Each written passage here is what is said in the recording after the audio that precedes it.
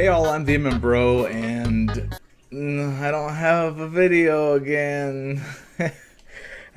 So once again, I actually have no excuse this time. Last time I did an update video like this, I didn't have editing software and I didn't have recording software.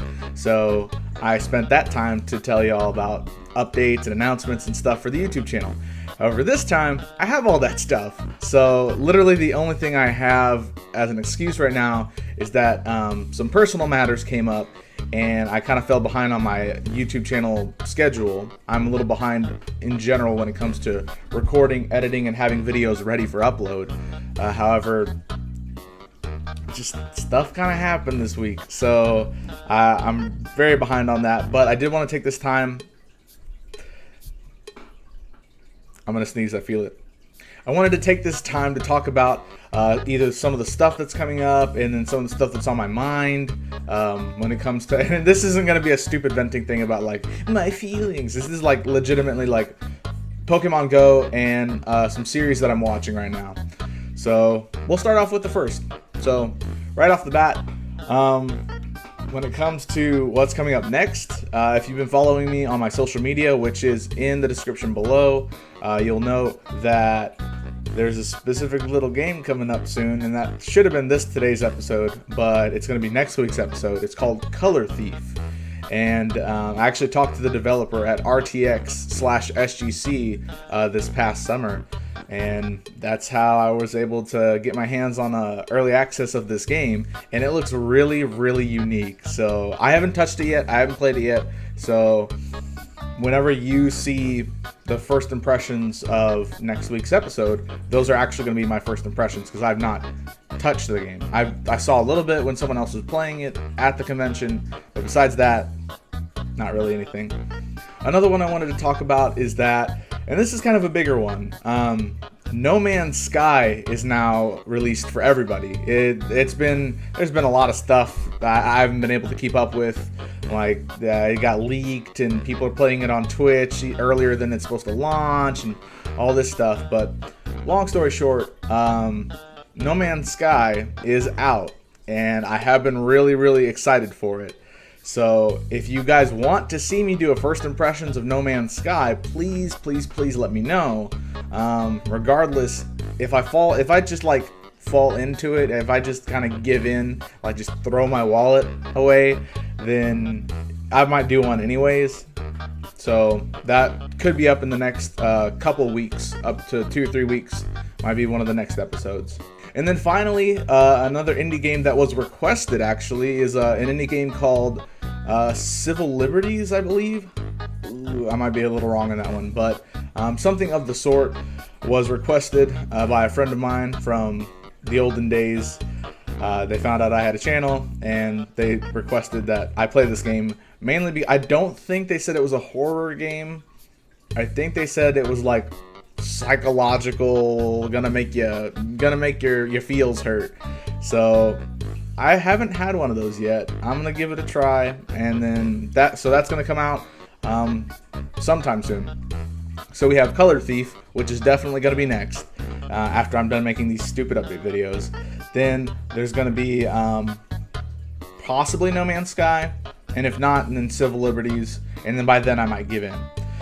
But I also am back on the World of Warcraft sauce, so there also might be a first impressions video for the new expansion coming out end of August, World of Warcraft Legion. I'm probably most definitely going to I'm almost definitely going to be buying that one.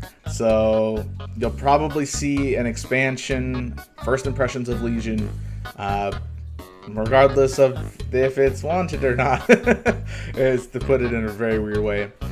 So that's all the update stuff. And then I wanted to talk about a few other not issues, just kind of topics. So one of the ones I wanted to talk about was Pokemon Go and where it's been, where it's headed, and again briefly, mainly because it's a game that gets me outside and I'm kind of really into it. But I also feel like I'm not going to call it a pay to win, but it is feeling kind of underwhelming for someone that isn't on every day and isn't walking every day and doesn't buy lucky eggs and isn't level 25 by now. I'm not even level 20 right now, and I still feel like I'm really behind. So what I mean by that is, like, competitively, there are gyms. If you haven't played Pokemon Go, this is all gonna probably fly over your head unless all of your friends have been talking about it, in which case I'm sorry. But in Pokemon Go, there are gyms, and you and your team, 3 teams, you and your team can take over a gym and leave Pokemon there to defend it. What I've been seeing recently is that, one, when it comes to these gyms, if you've been behind, like, it feels like I've been pretty consistent on Pokemon Go. I've been going outside.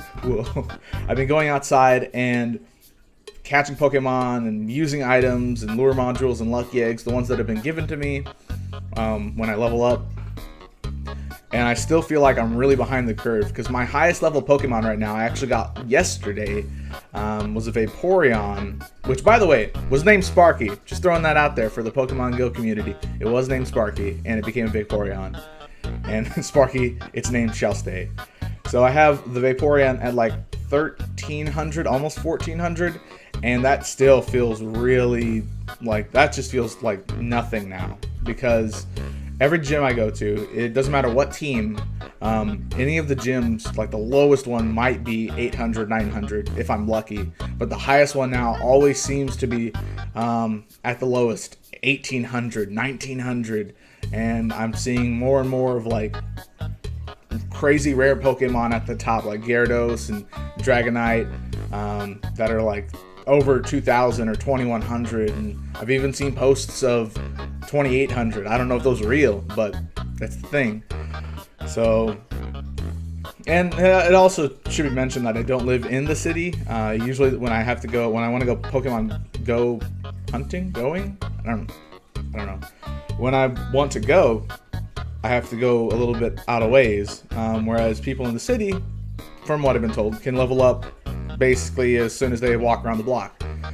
So I know that those are being worked on. And then also, yesterday I tried to catch Pokemon after a big update, and it just, for me, it seemed harder to catch Pokemon. They seem more resistant to it. So that's basically everything that I want to talk about Pokemon Go wise. And then finally, I know this video's going on a bit longer than expected, but I mean, I wanted to make most of nothing.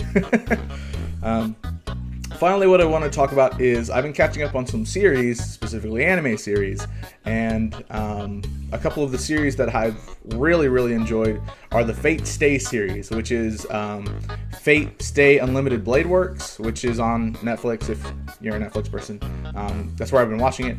And then there's also Fate Zero, which was made later, I believe, but is a prequel to Unlimited Blade Works. And I want to talk about this because I wanted to let somebody know, if somebody's watching my video, I wanted to let them know that if you're into that, if you want to get into that series, this is the advice that I'm giving you. Because I looked it up and I didn't know from the person's standpoint that hasn't never read the, I think it's a graphic novel, not a manga. I don't know. But from someone that doesn't know the series and just looked it up and said, well, Fate Zero is a prequel, so I'll watch that first. No.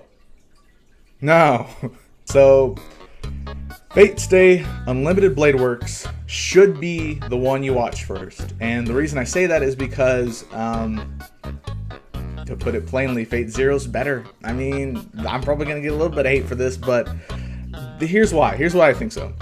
In Fate Stay Unlimited Blade Works, the concept that you're going to try to grasp is there, obviously.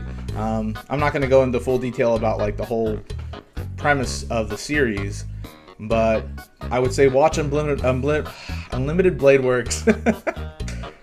Watch Unlimited Blade Works first to get the idea, because in Fate Zero, and I had this ready in my head, I had a whole script ready. I did preparations for this, about talking about this topic, and now I'm just kind of blank. For Fate Zero, all of the characters felt like they had a chance of winning. Every character could have been a main character, and oh god, I forgot what their heroic spirits, their champions, the ones that they call into battle. All of them are really dynamic.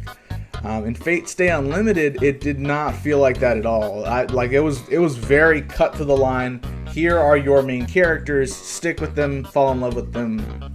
You do that.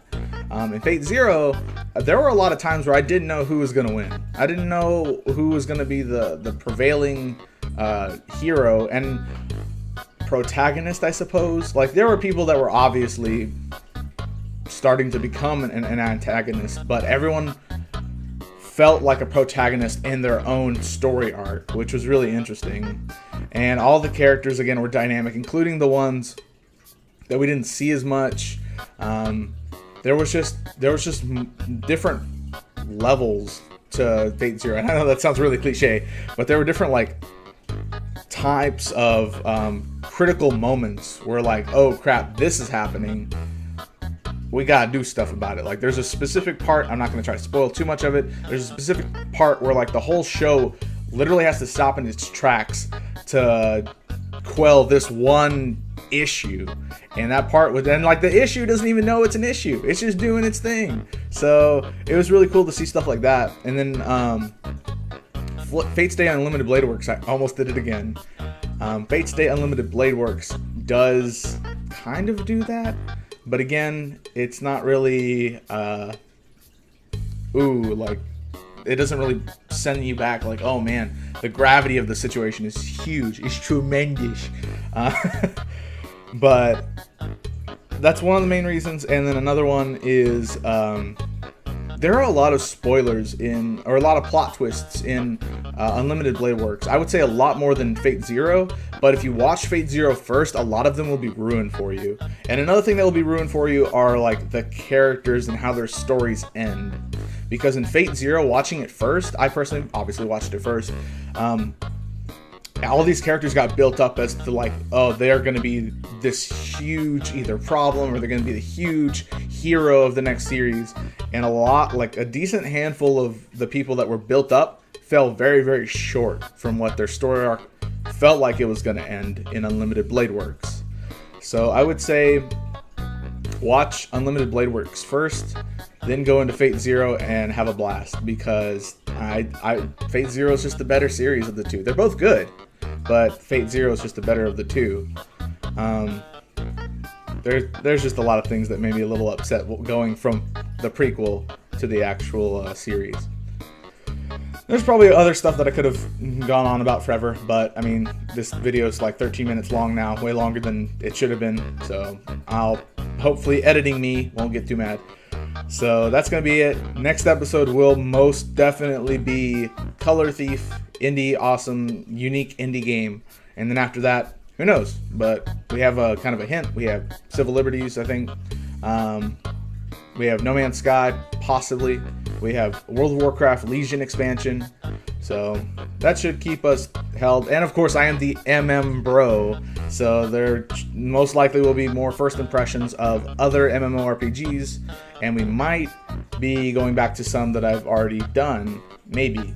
So keep an eye out for that. So thanks guys and gals for watching. And I'll see you when you log in.